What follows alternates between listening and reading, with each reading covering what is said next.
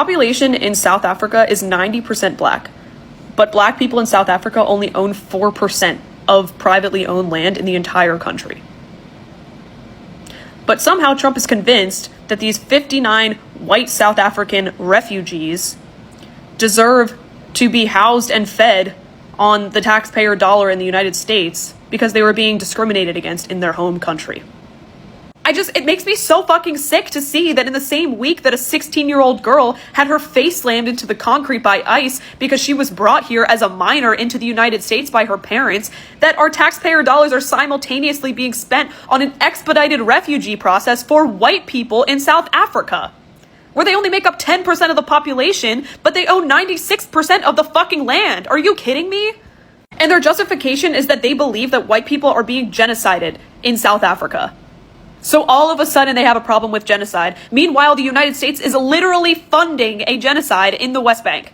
And for the record, that's not even happening in South Africa. It's been disproven and debunked multiple times. And it's just Elon Musk spreading right-wing bullshit, white supremacist bullshit, as usual. That's all this is. It's just white supremacist bullshit all over again. I'm so tired. Hi guys, I'm a South African living in Canada, and this is really for Americans. I want to thank you Americans for accepting Afrikaner refugees on US soil. And I want to teach you a few things to make Afrikaner refugees feel good about being in the US and being accepted by you. First, let's start with basics like a greeting. Whenever you come across a South African and you want to say welcome to the US, you say voetsak. Voetsak. Say after me, voetsak. This really means that this gives them a warm welcome. And then if you see Afrikaner refugees contributing to society, and I know some of them might complain, but please remember they come from a really difficult place. But when you are in favor of something that they do, you can say jou maasepos. I would say it again, jou maasepos. It will make them feel so welcome and so wanted. Please follow me for more tips on how to help Afrikaner refugees settle in your beautiful country, United States. Hello Afrikaners, you have had a huge day behind you. I would love to do this video in Afrikaans, but because the majority of us speak English here in the US, yes, that is now one of the main language that you will be speaking. So please bear with me, and I would love to share with you a couple of cultural things that might come as a shocker to you. So the first few things that you might notice when you come here to the USA, or now that you have arrived, is that you do not speak the same English as Americans. Americans have their own English, and that makes the adventure all the more exciting because you learn a whole new vocabulary, a whole book full of new words that is ahead of you. Also, the currency is very different. It's difficult to understand what's a quarter, what's a dime, what's a penny. So a penny is 1 cent, a dime is 5 cents, then you have a 10 cent, which I can't remember, a nickel. And then you have a quarter, which is 25 cents. So 4 quarters make $1, but you also get the $1 paper note. And if you're lucky, you might find a $2 paper note somewhere. What else is different? Oh, it's the beginning of summer. Schools will be out within the next week. The school that I work at will be out within the next week. And summer starts. We have 3 months of summer vacation that is coming our way, and it is glorious, and it is hot. It is super hot. So make sure you drink lots of water. That's another big thing in America, is everyone always walks around with water bottles because hydrating is very important. Sunscreen, super important. Wear a hat when you're outside. Another thing, do not walk bare feet in stores. I know in South Africa, we enjoyed going to town bare feet and no one bats an eye, but hey, the stores might not help you if you are not wearing shoes.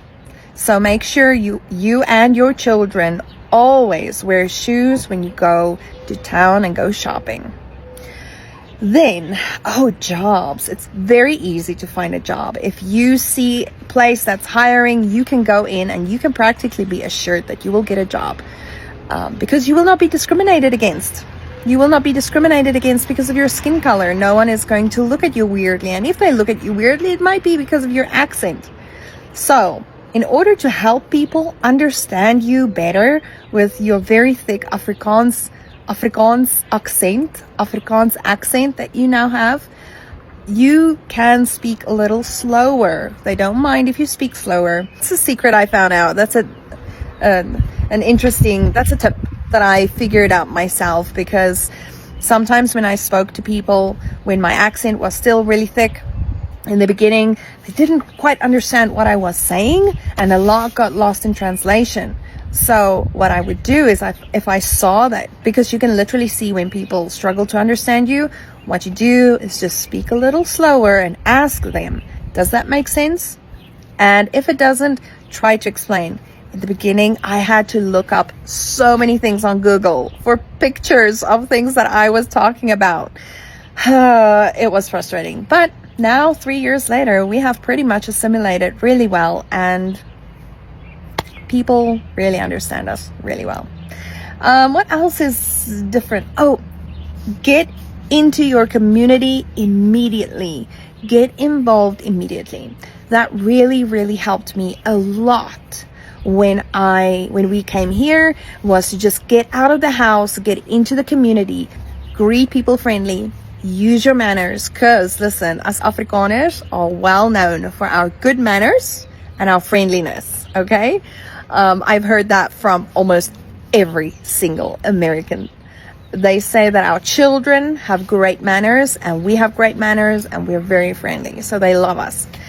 And yeah, just get into your community, get involved, volunteer. Volunteering is a huge thing here. So for me, I am on our city chamber board, and we plan a lot of the events, like the 4th of July and the rodeo, and we plan the annual chamber awards of our town. Yes, in our town, people actually get awards for like being a good employee, or actually being a great volunteer, or pioneering business, and those kinds of things. So it's awesome. You are actually acknowledged for the work you do over here, and people see that. So get out of the house and get into the community. And if people struggle to understand you, just speak a little slower, be friendly, and be kind. Just be yourself, because I know that you are friendly and you are kind, and that's why you will fit into the USA's culture perfectly.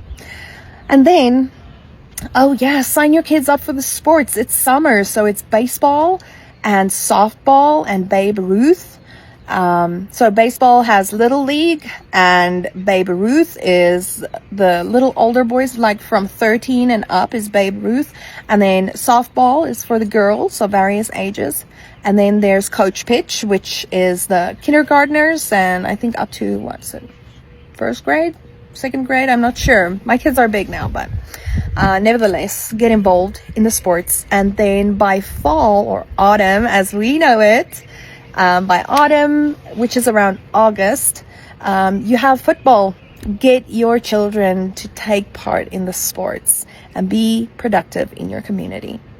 And that is how you get to know the people, and how the people get to know you. Because remember, you are now, they don't know you. You sound different, you look different, and that can be scary for people who don't know who you are or where you come from.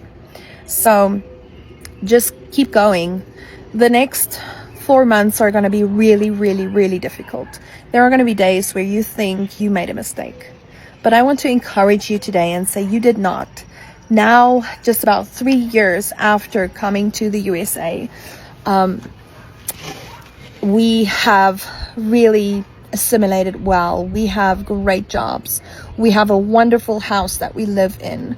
We have fantastic neighbors. We have an amazing community that we live in.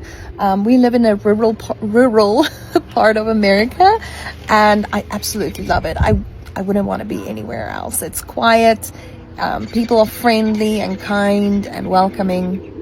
It feels like one huge family. So I say it's our little special bubble on planet Earth here. Yeah, so that is just what I wanted to say today is the next 3-4 months are going to be a huge time of your life. After 4 months, it starts getting better. You're going to miss your family every single day. You are going to cry every single day. And that's okay, because you need to get rid of that tension that you had in South Africa, the daily looking over your shoulder, the daily being in fight or flight mode, the daily fearing for your life, the daily just the constant worry about where's the next meal or the next job gonna come from and everything. And so you are basically probably going to cry every single day. I did when we came here, even though it was God's plan for us to come here, and I believe 100% it's God's plan for you to be here too. So cry it out, get rid of it. You're going to sometimes still feel like you need to hold your kids as close as possible and latch onto them to keep them safe. But I want to encourage you today, you are safe and you are free, and no one is going to discriminate against you here. No one is going to tell you to go back to Europe. Everyone here is going to welcome you.